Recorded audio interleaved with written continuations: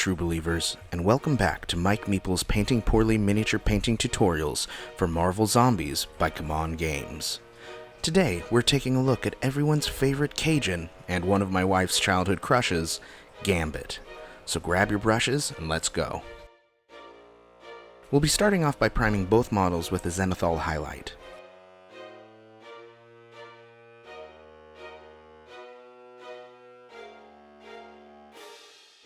We're also going to be spraying the cards the zombie model is holding with white more directly. This will help us when we do our glow effects later on. Once that's all dry, it's time to start base coats.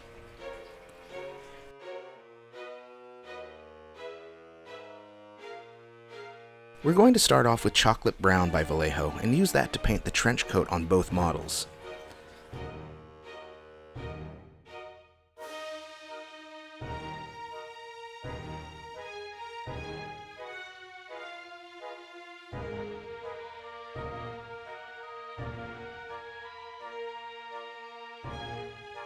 Next, we'll be using German Gray by Vallejo to paint his chest, head sock, gloves, and pants.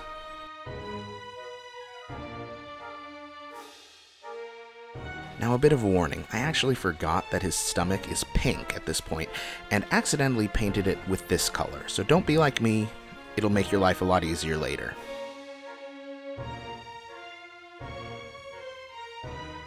After that, take some Hull Red by Vallejo and paint his hair, his belt and pouches, and the straps around his legs.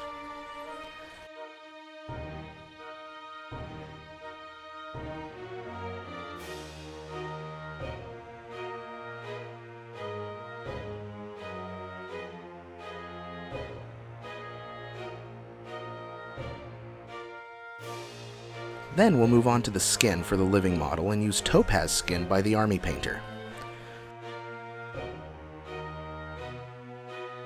Remember that the gloves only fully cover his middle and ring fingers on each hand. Everything else only covers up to the first knuckle. For the zombie version, use Dead Flesh by Vallejo, and this version isn't wearing any gloves.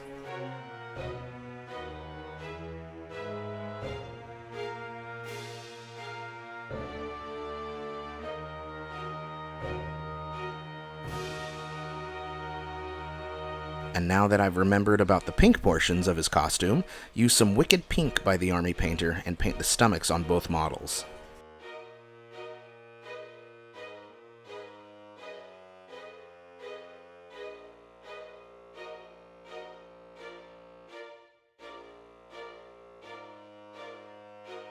Next, take some Plate Mail Metal by the Army Painter and paint the boots, the belt buckle, staff, and the metallic accents around the chest.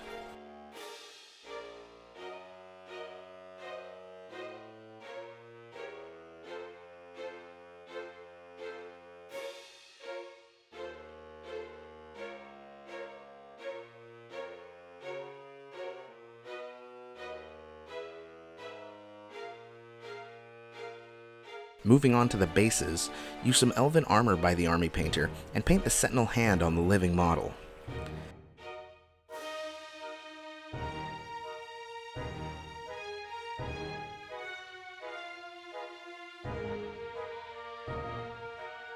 Then take some Neutral Gray by Vallejo to paint the rocks and rubble on both models.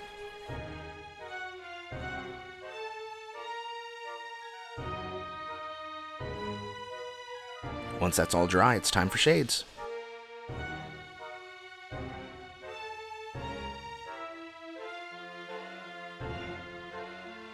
We'll start off with some Reichland Flesh Shade by Citadel and apply a thin layer to the skin on both models.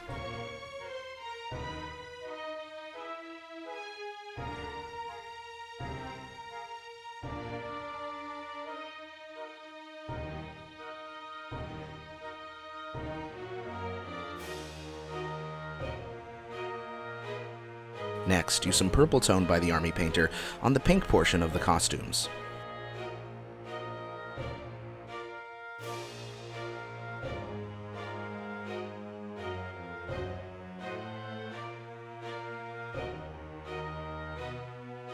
We'll finish with some Nuln Oil by Citadel and apply some all over the trench coat, the hair, the metallic portions, pants, belts, straps, and the bases. pretty much everything but the cards.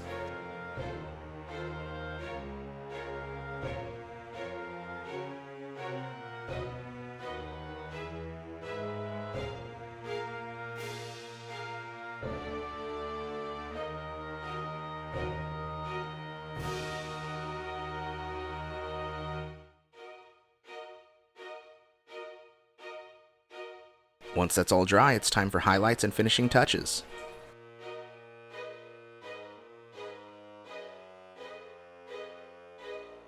We'll be starting off with some Flat Earth by Vallejo and using that to highlight the trench coat. You'll want to paint over everything but the darkest portions of the model and focus on areas that billow out or protrude, like the folds in the cloth.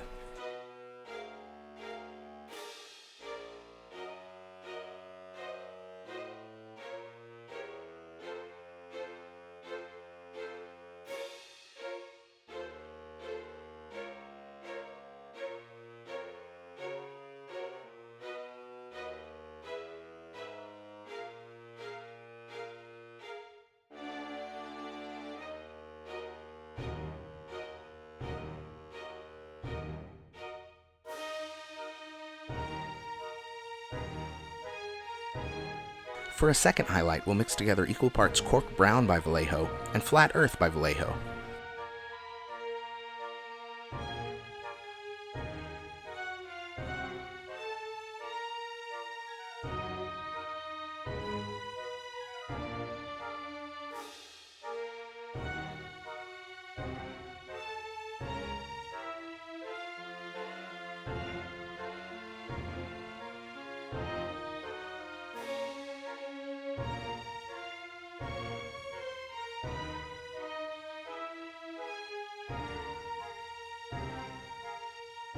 And for a third highlight, we'll use pure Cork Brown and just paint the most prominent portions of the model.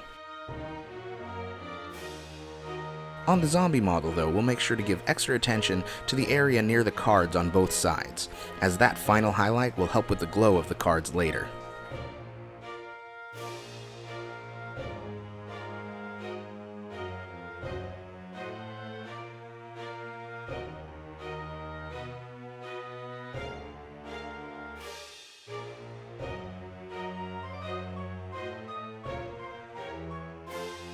Next, we'll use Pixie Pink by the Army Painter to highlight the pink portions.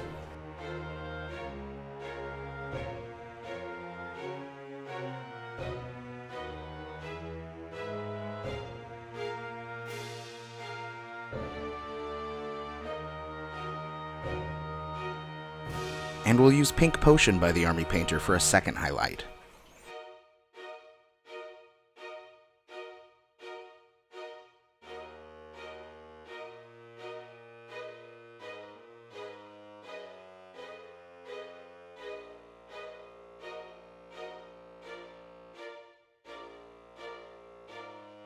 After that, we'll mix together equal parts German Grey by Vallejo and Neutral Grey by Vallejo and highlight the black portions, in particular the folds in the pants, the fingers and knuckles, the forehead, the jaw, and around the cheekbones of the head sock, and a little line highlight around the polygonal design of the chest.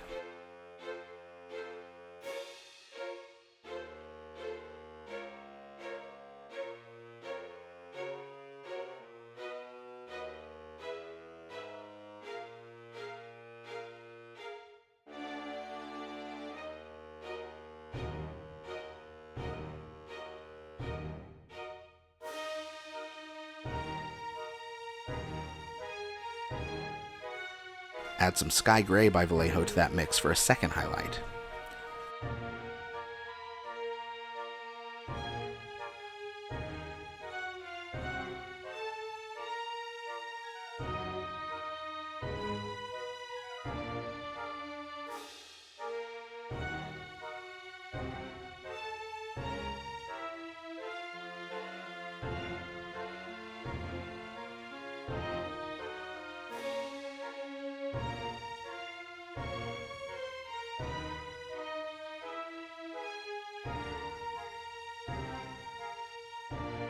Then mix together equal parts Hull Red by Vallejo and Orange Brown by Vallejo, and use that to highlight the hair and all the belts and pouches and straps.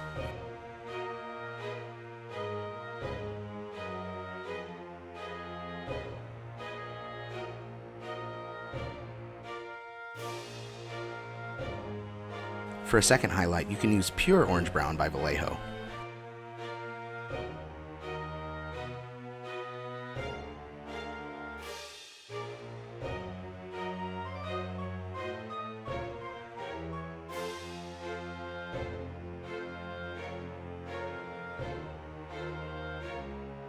Moving on to the skin, use your topaz skin to highlight the face and fingers of the living model, particularly the nose, cheeks, and the chin.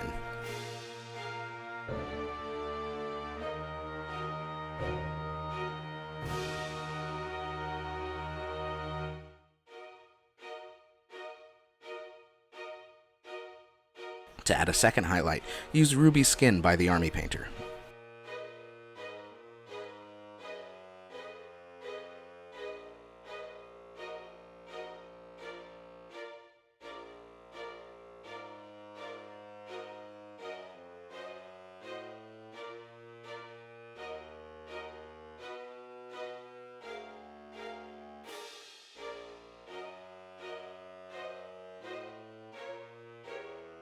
For the zombie model, we'll use dead flesh to highlight the skin.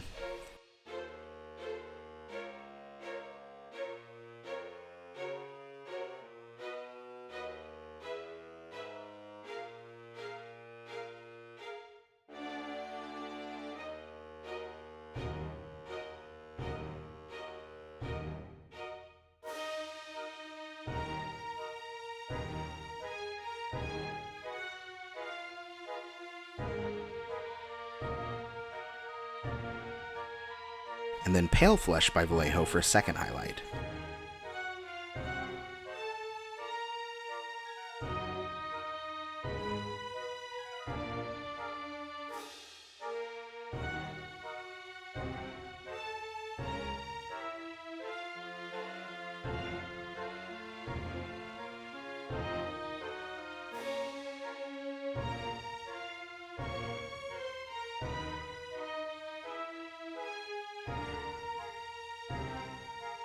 Next, we'll take some fluorescent magenta by Vallejo and mix it with 10 parts Lamian medium by Citadel, and use this to paint the cards and create a glow effect on the surrounding area.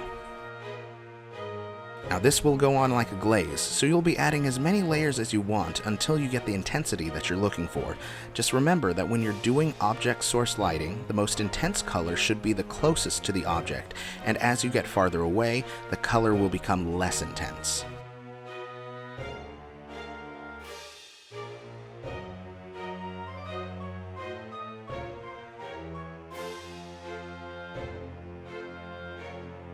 After that, take some white and do a little line highlight on the cards and paint in the zombie's eyes and teeth.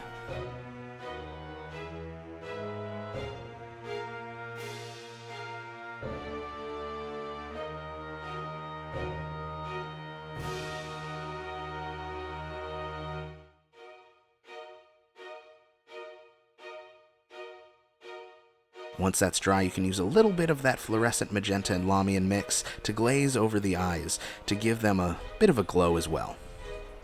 Now for the living model, we'll be using German gray to paint the sclera of the eyes and wicked pink to dot in the irises, giving Gambit his trademark dark gaze.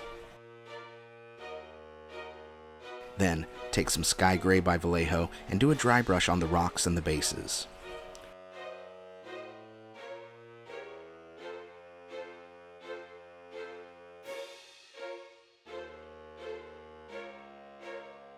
You can also dry brush some plate mail metal onto the sentinel hand to add some weathering if you like.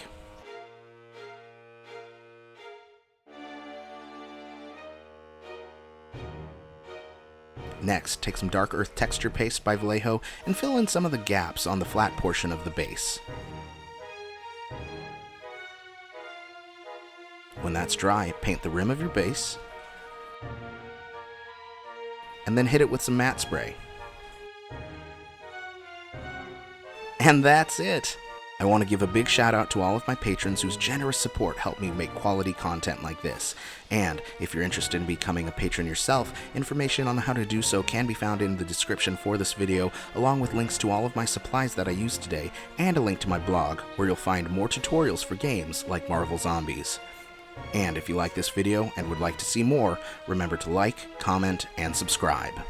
Excelsior!